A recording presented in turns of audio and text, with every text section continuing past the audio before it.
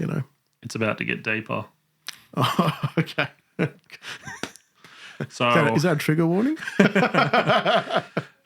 So in this case here, the person who's edited the video that added in a little sentence or two at the end, that's what we're going to be discussing.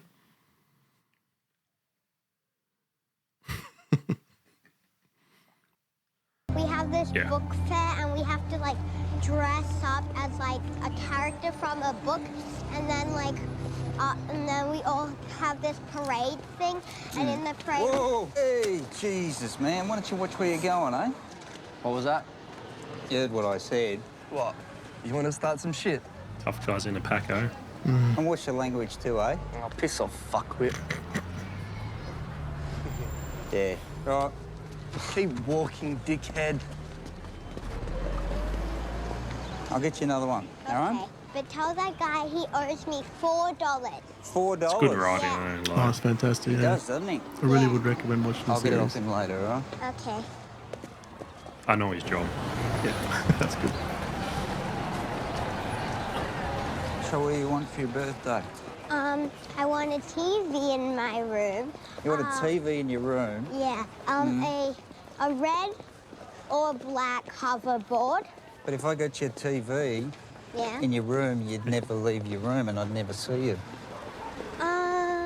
Choices. Well, that's not true. You know what happens I there. could You'd watch still come out and TV. talk to me every now But and still then? enjoyable to Yeah, watch sometimes. again. Sometimes. I'm just going to go in the newsagent around the corner, okay? I'm just going to get a newspaper, okay?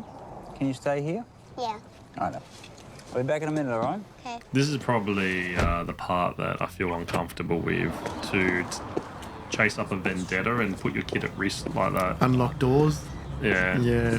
Small child. Yeah. Yeah. You right, old man?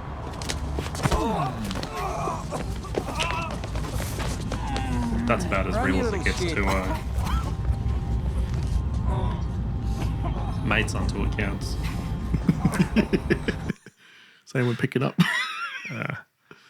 But this part here feeds the stereotype of the system against you so well. Right. How many people, if you had to guess, how many people would you say that you've assaulted? Heaps. Now, how do you feel about that? Fine, how'd it come, so... And what did they do? Oh, it Weird, because they're depends. open questions, but they're not framed openly. I mean, I'm pretty big on Very pointed. just respect. So, like, if you respect me, I respect you. That's Yeah, the if you don't, language, we got the a common problem. language. Yeah. Common language. Well, let's talk about the most recent assault, the one with the two youths. No, I only bashed one of them. And they weren't used, they were like in their 20s. Well, let's call them young men then. Yeah, so I was Acting's walking down the great. street Just with the my daughter tonality. and two guys come along, bumped into her, and she had an ice cream and, you know, dropped her ice cream and... So you assaulted him? Well, no, they started swearing. She's only 8, so... So you bashed him while your daughter was just standing there? No, not while she was standing there. I bashed him later. Okay, well, how did you feel afterwards, after it all happened? Fine. Do you enjoy hitting people? I wouldn't say I enjoy hitting. I just, like... It's the intention of the writing. They've delivered it so well, but this just infuriates me. Because you've been sent here to help you, right? And this is nothing but help. This is all judgment. Yeah. It's judgment. They need you to accept what you did was completely, totally wrong and unacceptable. Yeah. Sorry, let's finish. I shouldn't have interrupted. I just find myself every time this is the third time I've watched this, and I find it equally infuriating. People.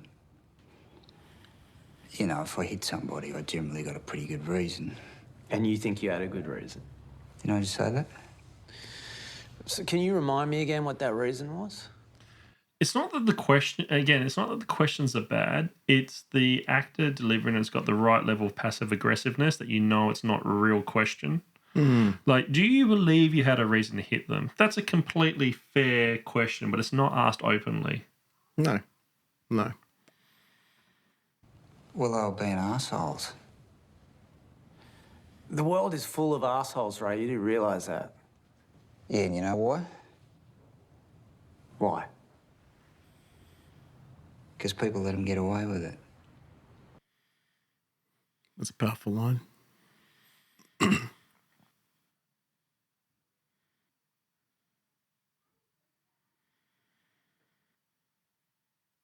All right, so the end of the video. Don't be a doormat. Violence is sometimes necessary. Fight back against bullies. My position is I agree. Don't be a doormat.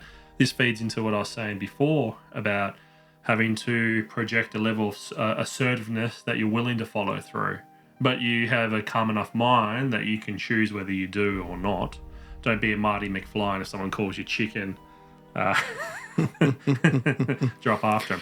But the point of distinguishment for me, and if I'm with if anyone comes to me for advice on this type of a situation, whether it's friend, family, otherwise, for me, what's important is the what versus the how. So don't be a doormat. Agree as a what, but how do you choose to not be a doormat? The responding with violence is where I'm not a immediate supporter.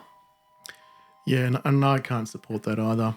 If you take the opposite of the situation, let's say during that interaction where the daughter's ice cream was dropped, he calls them out and they apologise. I've seen situations where, for whatever reason, that hasn't been good enough for the let's say, parent equivalent, and it's still escalated. So sometimes, people kind of apply this logic of not being a doormat, but then escalate a situation for where there was an apology. Wow. Because I've seen that too, unfortunately. And I wonder whether that's ego-based. Like I was, where they've taken the doormat concept and said, like the old jewel, Yeah. I need honour. But restored. this means the apology was never sufficient to begin with. Well, yeah, you can judge that in the situation, but let's say it was, I've still seen things escalate. Because, are you expecting someone to grovel? Like, oh, apologies, that was an accident, Hopefully 9 times out of 10 that resolves the situation. Here, though, obviously there was open disrespect. I don't know if it was because of the tone he employed when he addressed the youths. Yeah. Or whether, it was just they were not ever going to apologise, right? Because that's another factor.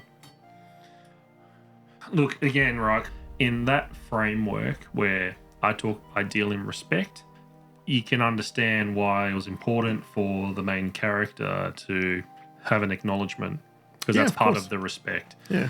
I don't know. I look at these type of situations where I've been with the family and there's been troublesome people in the area, and I don't walk towards it. Yeah, 100% agree with you on that. Because I'm not interested in that trouble with whether I'm by myself or with the family, but in particular with the family, that's just too much risk to manage.